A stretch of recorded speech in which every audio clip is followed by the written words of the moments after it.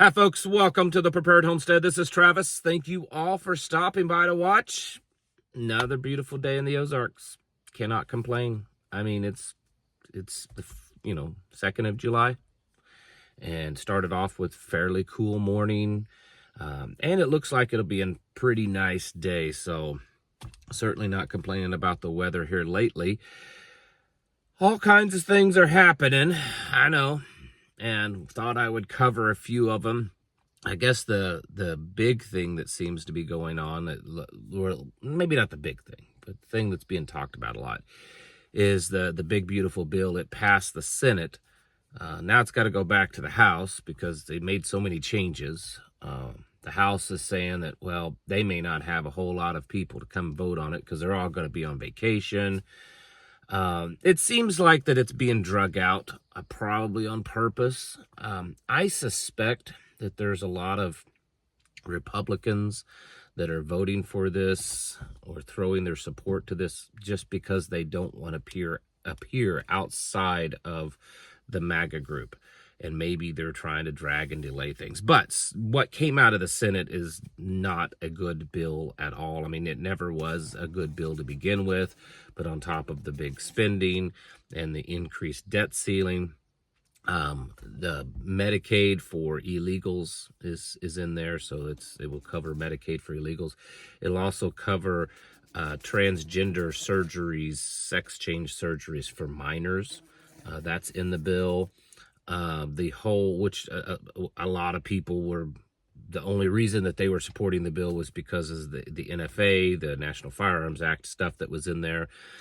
And basically, silencers and short barrel rifles and shotguns and stuff, the tax, the regulation for that you have to go through the ATF, that's all still there. They've just removed the actual dollar amount. So you don't have to pay for the tax, but you still have to go through all the paperwork and stuff to register it, which to me, that's the whole big deal. I mean, yeah, I don't want to pay the money, but I absolutely don't want to go through to government and beg them to have permission to exercise a God-given right. So, that's a right that's also protected in the Constitution. So I'm not going to go to government and beg them for permission so that they can violate the Constitution. So there's that. It doesn't look great. I wasn't a supporter of it to begin with, and certainly not now.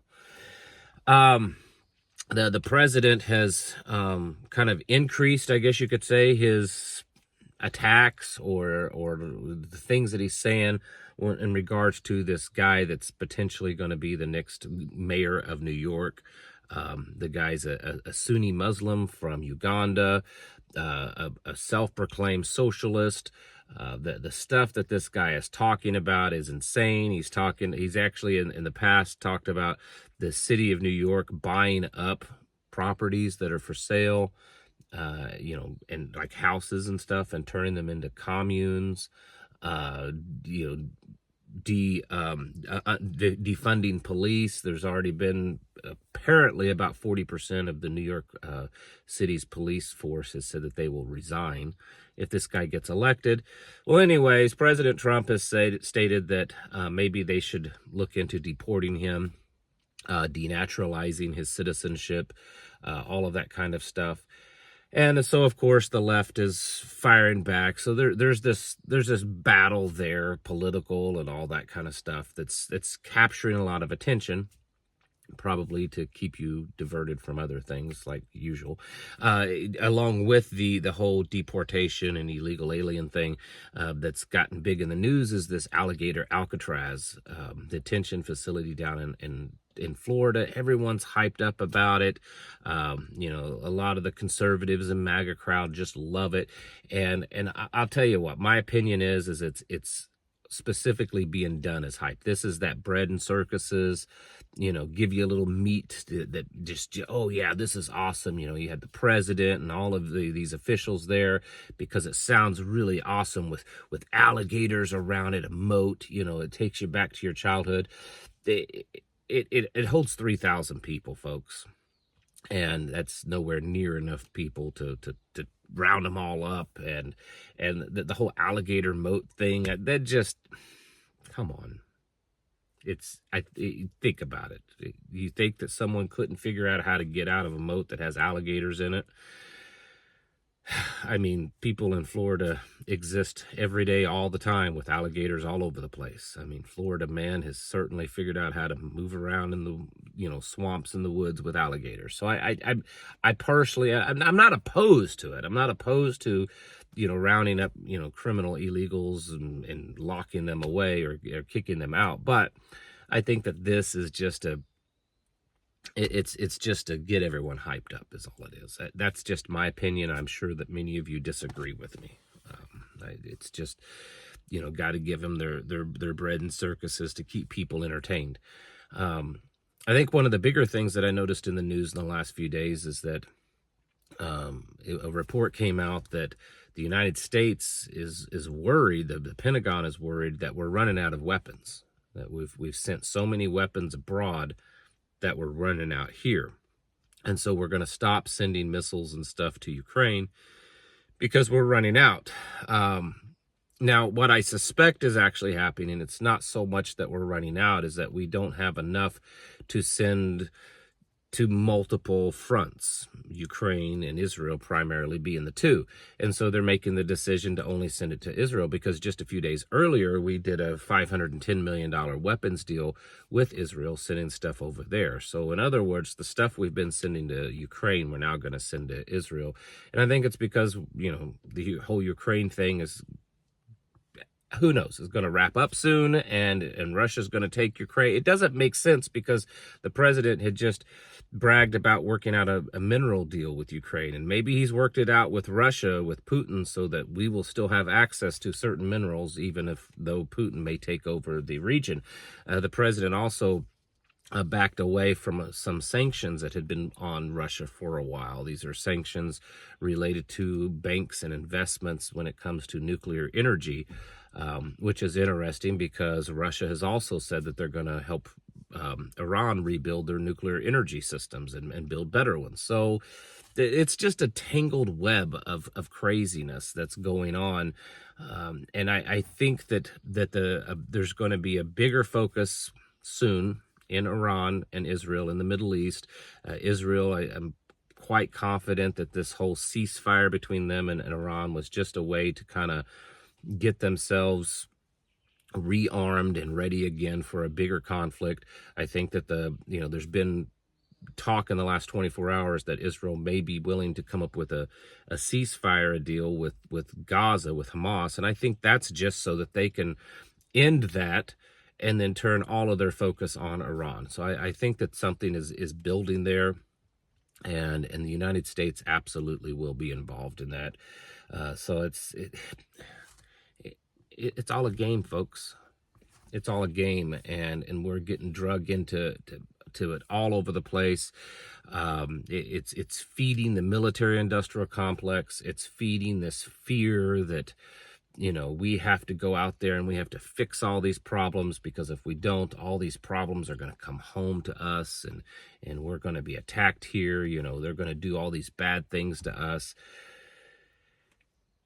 And this is being done to keep everyone in this state of panic, so that, as government continues to sell, hey, we got to raise taxes. Hey, we got to take more money. We need to increase the budget. We need to increase military spending. We need to, increase surveillance. We need to, make licenses harder to get, and IDs, and make it so that they're all digital and they're all federal, and that your biometrics is now involved in it. And, we're collecting all kinds of other data on you. Why? Because it's for your safety and security, because there's people out there all over the world that want to kill you. And it's a great sale. And it's nothing new. This is not any kind of new strategy that's been developed under this administration. It's been done over and over and over again for decades, for centuries, really.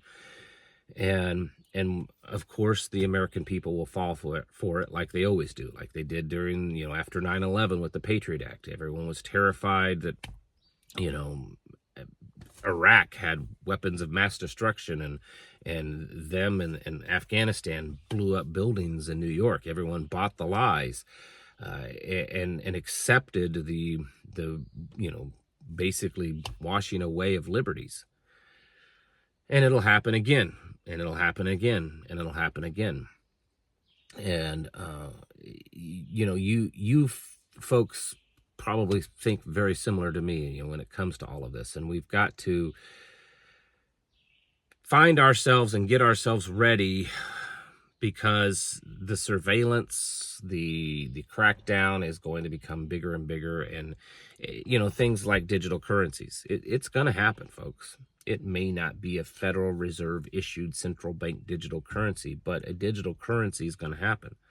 It's going to happen whether it be through cryptocurrencies and all of these other various ways, and you need to be prepared for that. What is your solution? Have you thought about this? Even if you don't have a solution, have you thought about how you're going to kind of stay out of that system that's being developed? Have you thought about the whole surveillance thing? What are you going to do about that? The solutions aren't easy to find, and there's usually not a lot of great solutions. I think overall the best is just to try not to live in the places where that stuff's going to be prominent. Try to become as self-sufficient as possible. The things that are being done, and I thought of this yesterday, and I know that this is going to upset a lot of you viewers, but just hear me out. A lot of the tactics that are being used right now or talked about being used to deport illegals, okay? And then now we're even getting into denaturalizing citizens. So if you have been a naturalized citizen and maybe you've committed crimes, to deport you, the president has even hinted and talked around about not naturalized citizens, but citizens that were born here. You have generations going back, generations here in the U.S. of possibly deporting those people because of you've committed crimes and all this kind of stuff. And I know the conservatives are probably like, hey, that's a good idea. We've got too much, all these gangs and these violent, grotesque criminals and stuff. Get rid of them. But once again, what happens when the boot switches and the boot is now being run by liberals, okay? And the liberals now have that same power. They because the precedent has been established. And so now we're going to be using those tactics against people that, they don't like. This is the dangerous path that can happen in a government, especially when things flip-flop back and forth between political parties and leaders. And so even though the things that are being done currently under this administration may be something that you agree with, and it may be something that you like the tactics and you want this stuff done, what if those same powers, those same tactics were being used by Kamala Harris or Hillary Clinton or Gavin Newsom? You have to think about that, folks, because prepping isn't just being done for what's going on right now. We prepare because of what can be possibly happening in the future. And, 4 years from now, 8 years from now, what are the odds that we'll have a liberal president, a liberal leadership again? And so the things that are being done now, we may have to deal with those issues then. It's something we have to think about, something we have to prepare for. Because tensions amongst political parties, tensions amongst just people, the divide, the political, religious, racial, gender, all that divide in America is becoming so great, so much more so than it was 20, 30, 40 years ago. And so while the things, like I said, that are being done right now may excite the right, the next time a liberal president gets involved, it's very possible that it could just bounce back the other way, even more extreme. And so we have to prepare for those things. The preparations are long term. They're not just for next week or next month. They may be 5 years down the road, 10 years, 20 years down the road. And so watching things happen and escalating constantly should be a big motivation for you to become more self-sufficient and more prepared as we watch the world kind of spiral out of control. I don't know. Some people don't see it. Some people don't care. But I guess not everybody's going to make it, right? Folks, get your houses in order. Get things, start working today if you haven't, because you're running really late. And for those of you that's been doing this for a long time, keep at it. Keep working hard at becoming more self-sufficient, of cutting that tether, that umbilical cord from the system, because the more you're able to do that, the better off you're going to be. It's time to prepare yourselves mentally, physically, and spiritually. Thanks for watching. Catch you in the next video.